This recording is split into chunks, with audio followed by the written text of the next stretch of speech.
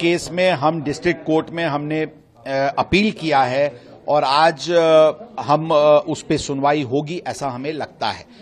कहने का मतलब है कि जो हमारी एप्लीकेशन संडे को जो हमने लोअर कोर्ट में मूव की थी कि ये केस एक अत्यंत हीनस और ग्रीवियस केस है और इसमें आरोपी जुवेनाइल जो है इसको एडल्ट की तरह ट्राई किया जाए, जो कि लॉ में प्रावधान है, उसकी एप्लीकेशन को जो लोअर कोर्ट ने डिसअलाउ किया था उसके विरुद्ध हम अपील में गए हैं और हमें विश्वास है कि उसमें हमें फेवरेबल ऑर्डर मिलेगा।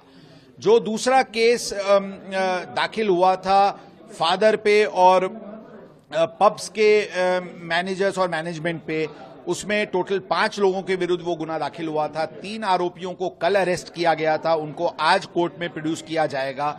बाकी जो 2 आरोपी, जो उसके फादर और एक और आरोपी को आज ताबे में लिया गया है, उनको पुनः लाया जा रहा है। उनको कल आज फॉर्मेलिटीज कंप्लीट करके उनको कल कोर्ट में प्रोड्यूस किया जाएगा। सर, जो आरोप लग रहा है इस केस में कि आप कह रहे हैं कि स्ट्रिंजेंट एक्शन शुरू से ही ली पुलिस, लेकिन लापरवाही का कहीं ना कहीं एक इस प्रकार की जो संभ्रम लोगों में निर्माण हो रही है कि पुलिस ने कुछ ढीला ढाला कार्रवाई किया, इसमें कोई किसी प्रकार का तथ्य नहीं है। पुलिस ने लीगल जो भी प्रावधान थे उसको, उपयुक्त प्रावधान को, जो मोस्ट स्ट्रिंजेंट पॉसिबल पाथ था, उस पाथ पे पुलिस फर्स्ट डे से चल रही है। ये जरूर है कि लोअर कोर्ट ने हमारे दोनों एप्लीकेशंस को डिसअलाउ करके आरोपी को बेल दिया था, जो जनता को मान्य नहीं है, प्रेस को मान्य नहीं है और इक्वली हमें भी मान्य नहीं है। और यही भूमिका हमने पहले दिन से लिया था और इसीलिए हमने डिस्ट्रिक्ट कोर्ट में इस आदेश के विरुद्ध अपील करने की तैयारी की थी। कल हमने अपील भी किया है। आज हमें विश्वास है कि इस पे सुनवाई होगी।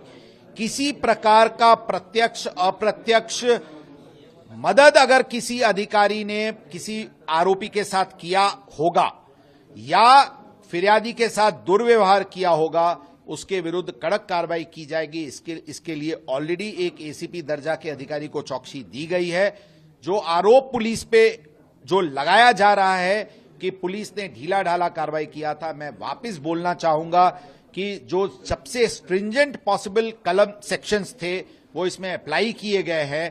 कोई भी लीगल एक्सपर्ट्स अगर इसमें हमें कोई इससे ज्यादा स्ट्रिंजेंट पाथ अगर हमको सजेस्ट कर सकता है तो मैं इस डिबेट के लिए किसी भी प्लेटफॉर्म पे तैयार हूं। सर, इसके अलावा गाड़ी को लेकर जो सवाल है, बैंगलोर की रजिस्टर्ड गाड़ी थी, उसको लेकर भी आपने टीमें भेजी हैं, उसकी उस तरफ भी जांच हो रही है?